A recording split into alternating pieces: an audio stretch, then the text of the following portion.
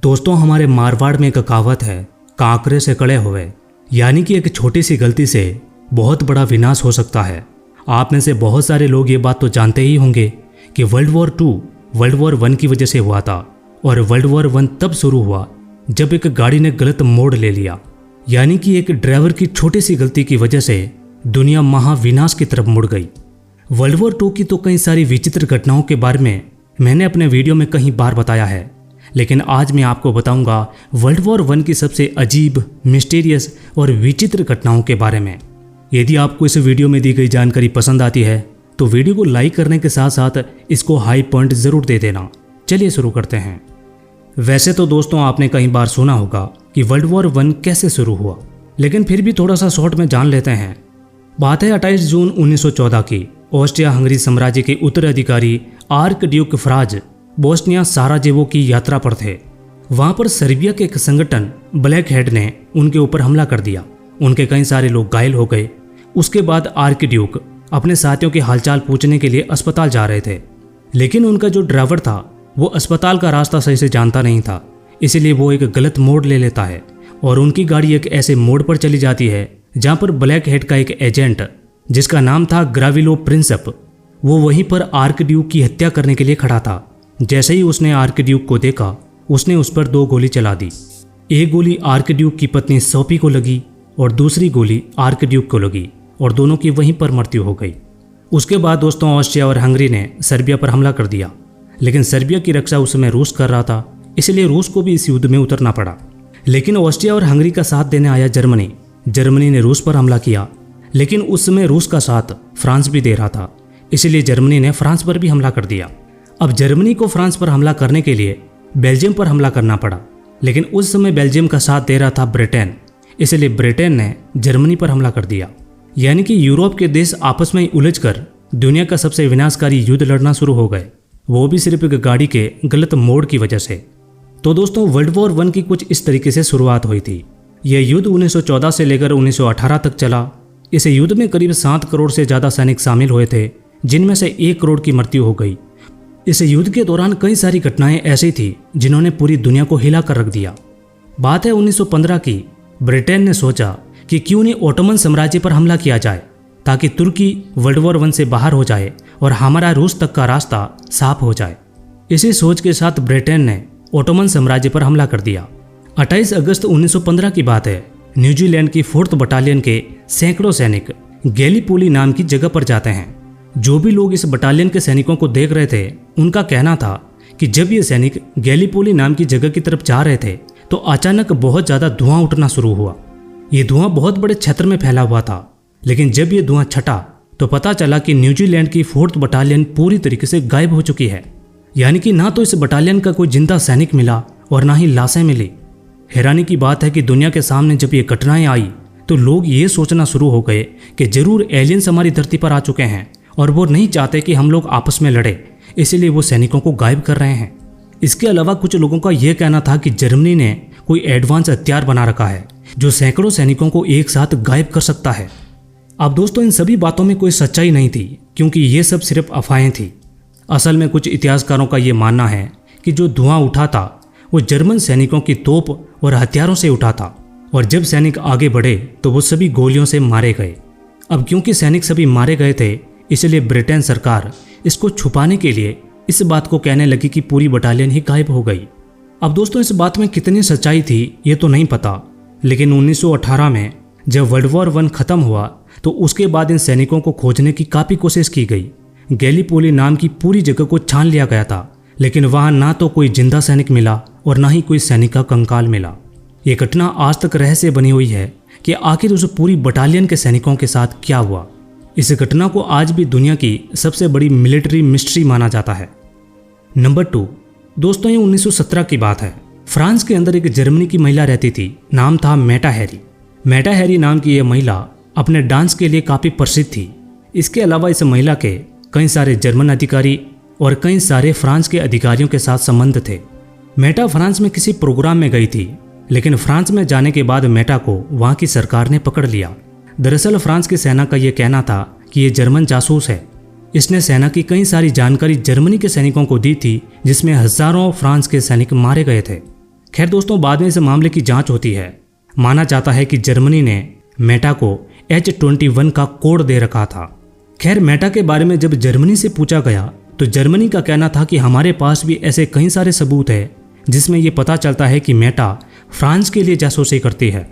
अब दोस्तों, दोनों ही देश एक दूसरे पर आरोप लगा रहे थे मेटा को लेकर। इस बीच कुछ लोगों का यह भी कहना था कि मेटा पैसों के लिए दोनों देशों की जासूसी करती थी।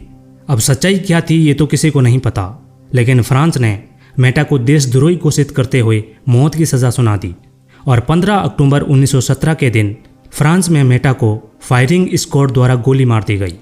अब सबसे अजीब बात यह थी कि जब गोली मारने के लिए मेटा को ले जाया जा रहा था तो मेटा के आंखों पर पट्टी बंधी हुई थी, लेकिन मेटा ने फ्रांस के सैनिकों से कहा कि वो आंखों से पट्टी हटा दे। जब उसकी आंखों से पट्टी हटाई गई तो सैनिकों ने देखा कि मेटा की आंखों में डर बिल्कुल नहीं है, वो काफी शांत और निडर नजर आ रही है। उसने बड़े गर्व से सैनिकों की तरफ देखा। खैर, बाद में सैनिकों ने उस पर गोली चला दी और मेटा की मृत्यु हो गई। खैर दोस्तों, मेटा की मृत्यु के बाद पूरी दुनिया में हंगामा मच गया।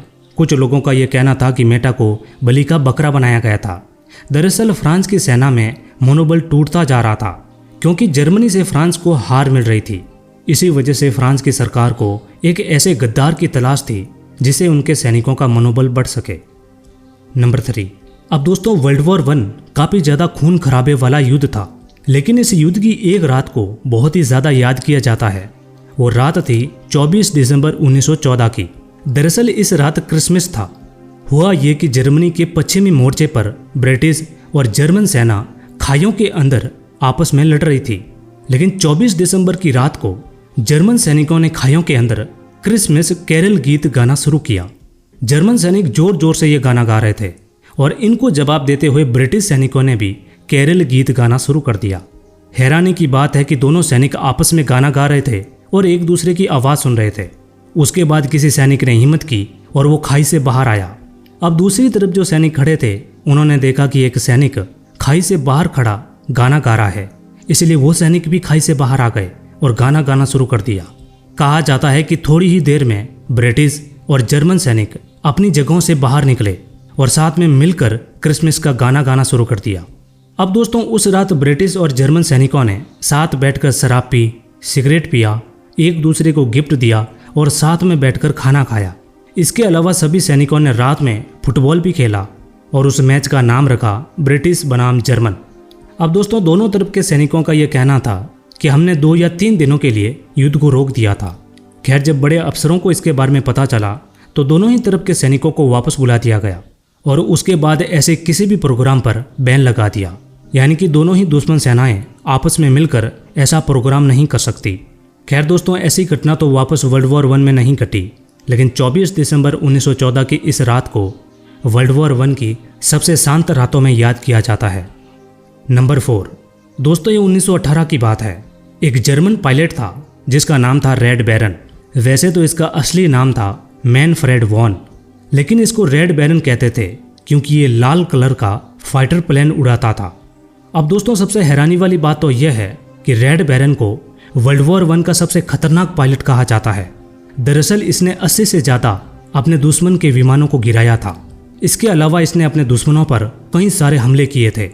रेड बैरन कितने खतरनाक पायलट थे इसका अंदाजा आप इस बात से लगा सकते हो कि ब्रिटिश सैनिक उसको सम्मान और डर की नज़रों से देखती थी।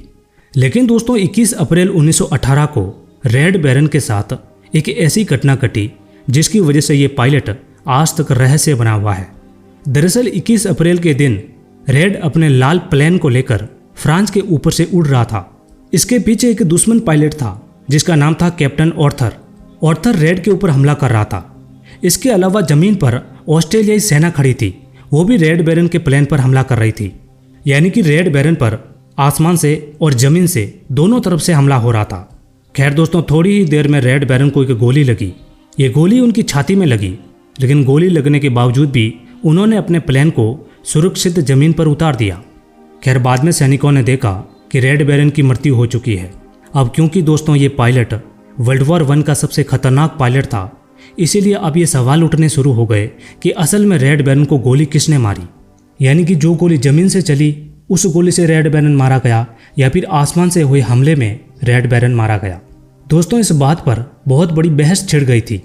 बाद में रेड बैरन के शरीर की काफ़ी ज़्यादा जांच की गई, लेकिन इस बात का पता आज तक नहीं चल पाया कि रेड बैरन आखिर किसकी गोली से मारे गए। खैर दोस्तों, आपको ये बात भी जानकर हैरानी होगी कि ब्रिटिश और ऑस्ट्रेलियाई सेना के रेड बैरन दुश्मन थे, लेकिन उन्होंने पूरे सैन्य सम्मान के साथ उनके शव को दफनाया। यहाँ तक कि ब्रिटिश के सैनिकों ने रेड बैरन को सलामी भी दी। उनकी मौत किसकी गोली से हुई ये तो पता नहीं चल पाया, लेकिन सैनिकों ने एक सैनिक होने के नाते, चाहे वो दुश्मन भी क्यों ना हो, उसको सम्मान के साथ सलामी दी गई। उम्मीद है दोस्तों वीडियो में दी गई जानकारी पसंद आई होगी। वीडियो अच्छा लगा हो तो इसको हाई पॉइंट जरूर दे देना। मिलते हैं अगले वीडियो में।